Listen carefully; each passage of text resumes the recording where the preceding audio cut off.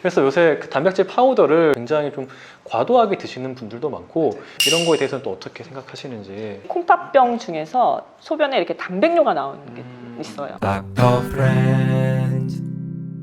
안녕하세요, 닥터 프렌즈입니다. 저희가 오늘은 여러분의 콩팥 건강을 위해서 정말 모시기 힘든 분을 모셨습니다. 네, 대한신장학회 홍보이사인 저희 배은희 교수님을 모시고 너무 좋은 이야기 나누려고 하는데요.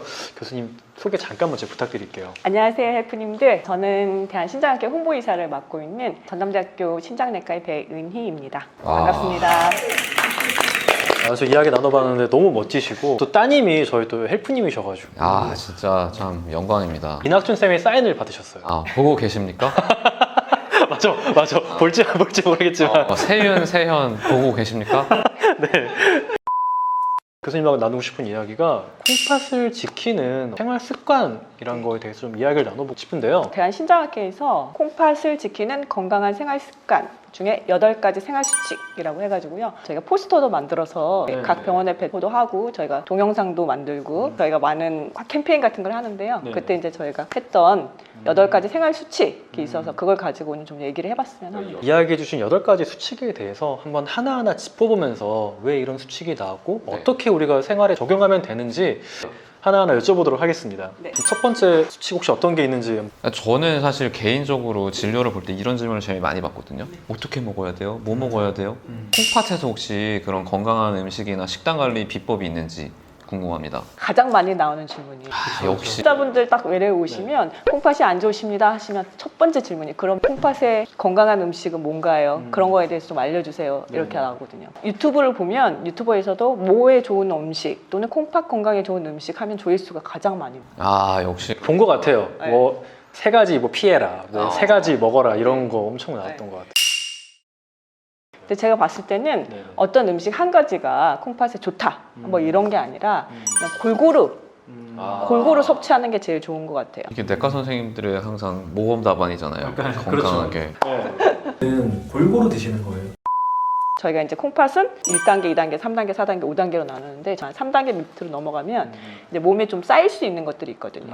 칼륨이라든지 이런 것들, 네. 그런 것들은 이제 야채, 뭐 과일 이런 거에 많이 들어있어서 그런 건 좀 조심하라고 저희가 얘기를 하는데요. 담당 쌤하고 좀 상의를 하시면 되고 제가 드리고 싶은 얘기는 골고루 드시라 이렇게 하고 싶어요.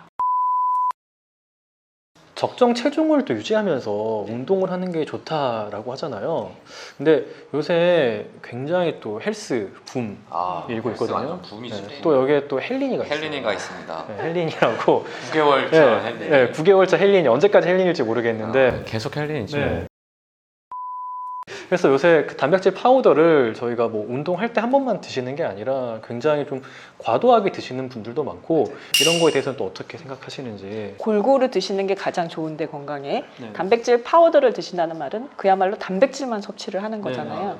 근데 저희가 이제 콩팥병 중에서 소변에 이렇게 단백뇨가 나오는 게 있어요. 근데 단백뇨가 나오면 콩팥에 진짜 안 좋거든요. 그렇죠. 근데 그때 단백질을 더 많이 섭취를 하면 단백뇨가 더 많이 나오게 되는 더 거예요. 나가겠죠. 그러면 콩팥을 더 망가뜨리는 거예요.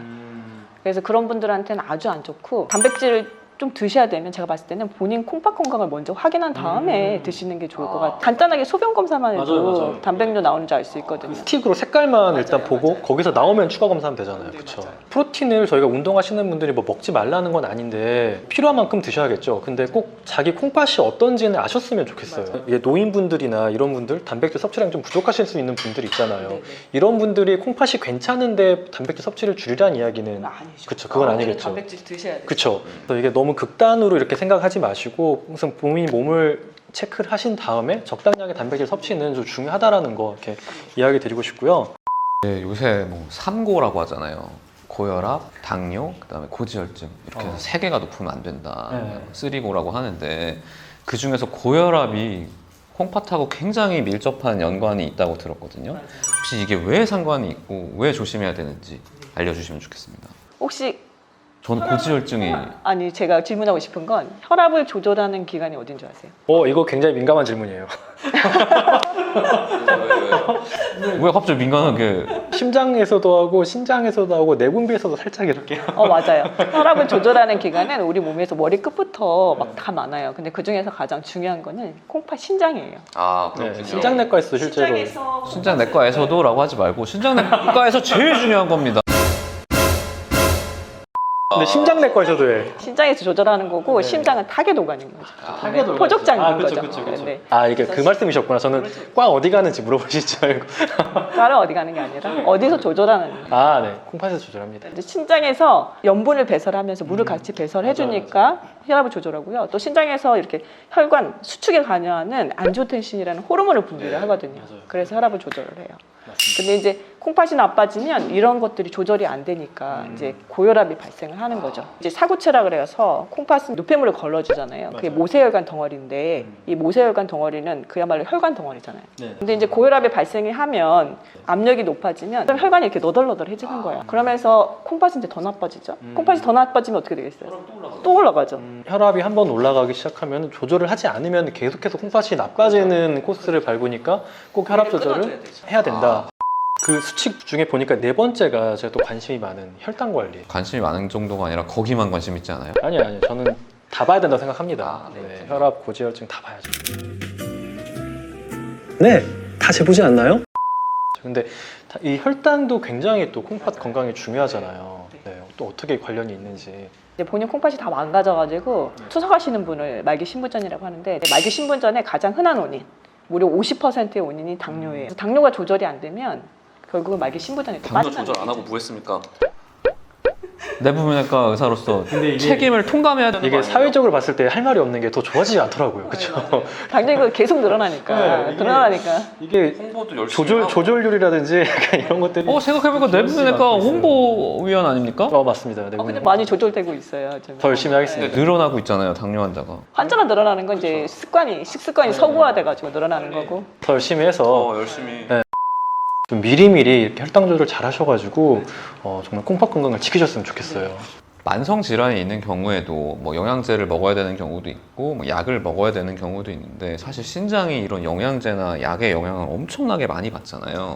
이런 사람들은 약을 어떻게 복용해야 되는지 그게 되게 궁금합니다. 저희가 8가지 생활 수칙에 이제 약도 있어요. 콩팥 건강에 맞게 진짜 꼭 필요한 약을 꼭 필요한 용량에 맞게 먹어라 뭐 이런 내용이거든요. 약이 효과를 발휘하려면 이게 이제 대사라는 게 돼야 되잖아요. 근데 저희 기관 중에서 간 아니면 콩팥에서 대사가 돼 그러죠. 그래서 이제 콩팥에서 기능이 떨어지면 이게 대사가 잘 안 돼요. 그래서 약 용량도 줄여야 될 뿐만 아니라 본인이 그렇지 않아도 고혈압 있고 당뇨 있고 고지혈증이 있어서 약을 많이 먹어서 그것들은 이제 꼭 필요한 약이니까 어쩔 수 없이 먹고 있는데 그거 외에도 이제 막 영양제나 이런 거 먹잖아요. 그러면 그게 이제 또 콩팥에서 일을 시키는 거예요. 나 힘들어 죽겠는데 콩팥이 더 힘들어서 더 나빠지는 거죠. 불필요한 뭐 건강 보조제나 영양제는 좀 최대한 줄이는 게 다른 수칙 중에 물이 있어요. 물. 콩팥 상태에 따라서 적정량의 수분 섭취가 또 굉장히 중요하다. 수칙에 보면 적절한 수분을 섭취한다 이렇게 돼 있거든요. 어렵다. 어렵죠 이게. 저 지난번에 그 매직 정수기 SK에서 완전 재밌게 봤거든요. 진짜 맛이 좀 다른데? 이게 약간 탁도도 좀 달라. 이건 너무한 거 아니냐고. 왜 이제 몰래 카메라를 왜? 또 이제 가능하면 물을 많이 먹으려고 노력을 해요. 왜냐하면 저희가 생각보다 실은 물을 안 먹어요. 미디어 같은 데서 보면 물 많이 먹는 게 좋다고 하니까 실은 너무 많이 드시고 또 병원에 오시는 분이 많아요. 저나트륨 혈증 막 이런 거에 따져서. 그래서 대개는 크게 문제가 없기 때문에 물은 좀 충분히 드셔야 돼요. 자기가 물을 먹고 있다고 생각하지 충분히 안 먹고 있는 경우가 많아요. 저도 하루에 2리터 정도는 따로 물을 먹어주는 게 좋거든요. 근데 콩팥이 많이 나쁘신 분들은 이렇게 수분 배설이 안 돼요. 그래서 몸에 먹는 물이 다 쌓일 수가 있어요. 그래서 그분들은 좀 이제 저희가 자제를 시키는데 그분들 이제 담당 의사 선생님이 이제 얘기를 해주실 거기 때문에 이제 따로 생각하시면 되고 우리 일반인 분들은 좀 적정하게 여기서 적정이란 말은 본인 생각하는 것보다 좀 더 많이 먹어야 된다 이렇게 생각하고 계시면 돼요. 담배는 사실 이비인후과 영역에서도 정말 너무 안 좋은데 이게 신장에도 악영향을 미치잖아요. 우리 콩팥에도 어떤 기전을 통해서 악영향을 미치는지. 근데 이제 담배 같은 경우는 아시겠지만 백해무익하다고 하잖아요. 네. 담배가 좋은 점을 하나 대보라 그러면 그 거머리 뗄 때 거머리 뗄 때? 거머리 붙었을 때 이렇게 하면 떨어진대. 그거 말고는 진짜 모르겠는데? 그거 말고는 없어요. 왜냐면 돈 들죠, 냄새 나죠, 주변 사람들 싫어하죠. 뭐 담배 모든 암에 근본이 되죠. 콩팥도 마찬가지예요. 이게 혈관 수축되잖아요. 담배를 피면. 콩팥도 이게 혈관 다발이기 때문에 얘네가 다 수축을 하면서 압력 걸리고. 그리고 담배를 피우시면 우선 또 혈압이 올라가요. 혈관 수축해서 고혈압이 콩팥에 진짜 안 좋거든요. 담배에서 나쁜 물질 엄청 나오거든요. 아 그걸 또 신장에서 걸러야 되나? 또 결국 최종적으로 이 담배의 어떤 그걸 또 해결해 주는 거는 또 우리의 콩팥이니까 담배 태우시는 분들은 폐도 고생하지만 콩팥도 고생하는 거네요. 혹시 이거 보시면서 피고 계시는 분들 있을 수도 있어요. 이렇게 하면서 그러면 그게 마지막 가치가 되기를 저희가 또 이렇게 바래 보겠습니다. 중요한 게 콩팥은 또 증상이 별로 자각하기 어려운 장기이기 때문에 우리가 좀 정기적으로 검사나 이런 걸 좀 해봐야 되는데 어떤 것들을 우리가 할 수 있는지 좀 궁금하실 것 같아요. 콩팥은 일명 침묵의 장기로 불려요. 왜냐하면 얘가 증상이 없는 거예요. 침묵의 장기 왜 이렇게 많아요? 왜 이렇게 순간 아니 생각해보면 다 침묵의 장기인데. 장기들은 말을 안 해. 콩팥이 진짜 심해요. 콩팥이 진짜 침묵의 장기다. 네. 예전에는 진짜 네. 검사 미리 안 해볼 때는 본인 콩팥 나쁜지를 모른 거예요. 그래서 저희 이제 신학교 홍보대사라고 해가지고 그 크리에이터 유튜버 유명 유튜버 윤댕님 있잖아요. 윤댕님도 콩팥 나쁘셔가지고 이식하셔가지고 지금은 이제 잘 사시는데 맞아요. 예전에 콩팥 나빠하실 때 내가 왜 이렇게 피곤하지? 왜 이렇게 막 무기력하지? 이렇게만 생각했지 본인이 콩팥 나쁘다는 생각을 못 해본 거예요. 그래서 병원에 딱 가서 검사를 했는데 이미 너무 망가져가지고 이미 말겨가지고 이식밖에 방법이 없었던 거죠. 그래서 침묵의 장기인 거예요. 미리 알 수가 없어요. 그래서 알 수 있는 방법은 이거 검사해보는 거예요. 검사는 간단해요. 피 뽑고 소변 검사해서 단백뇨 나오고 그다음에 크레아틴이라고 해서 콩팥 기능 보는 검사가 있거든요. 그거 해보시면 돼요. 정말 간단한 검사로 알 수가 있는데 이걸 모르면은 키우는 거죠. 콩팥은 계속해서 일을 해야 되는 장기니까 이 얘는 쉬지 않지. 떨어지는 그 기능으로 계속해서 과도한 일을 해야 되니까 악순환의 고리를 계속 밟는 거네요. 우리가 검사하기 전까지 모르고. 그렇죠. 이렇게 또 좋은 8가지 수칙에 대해 이야기 나눴는데 또 저희 헬프님들께 마지막으로 또 콩팥이 안 좋으신 분들께 마지막으로 또 해주시고 싶은 이야기 있으신지. 네, 오늘 저희 초대해 주셔서 너무 감사하고요.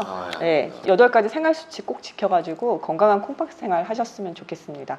그리고 제가 한 가지 또 홍보차 얘기 나왔는데요. 여기 보면 투석 전문의 진료합니다. 이렇게 배지를 차고 나왔어요. 네, 투석실이 투석 전문의가 없는 데가 많아요. 실은 모든 분들이 다 투석 전문의 있는 줄 알았는데 실은 한 70%만 투석 전문이거든요. 이제 그 전까지는 잘 몰랐는데 저희가 코로나 상황이 되니까 좀 뭔가 투석실 관리가 좀 더 필요하겠다 해서 하케이스트 캠페인으로 그 병원 앞에 스티커도 붙이고 이렇게 투석 전문의 배지도 달자 이런 캠페인을 하고 있습니다. 어디가 이제 투석 전문의가 있고 어디가 또 인증된 인공신장실이냐 이걸 보시려면 그냥 신장학회 홈페이지에 가면 거기 이제 클릭을 해보면 찾아보실 수 있습니다. 좀 더 인증받고 좀 더 안전한 환경에서 이렇게 환자분들이 투석도 받고 더 건강해지셨으면 좋겠습니다. 그러니까 신장학회가 진짜 열일하네요. 오늘 8개 이 수칙. 너무 많다 생각했는데 다 필요한 것들이네. 그리고 이게 그냥 수칙을 띡 하는 게 아니라 영상을 통해서 또 이게 왜 들어간 건지 정성이 또 있네. 어떻게 해야 되는지 다 알려주셔가지고 이거 100만 가겠는데? 알겠습니다. 하여튼 저희는 다음에 또 더 좋은 영상으로 돌아오도록 하겠습니다. 네, 감사합니다. 감사합니다.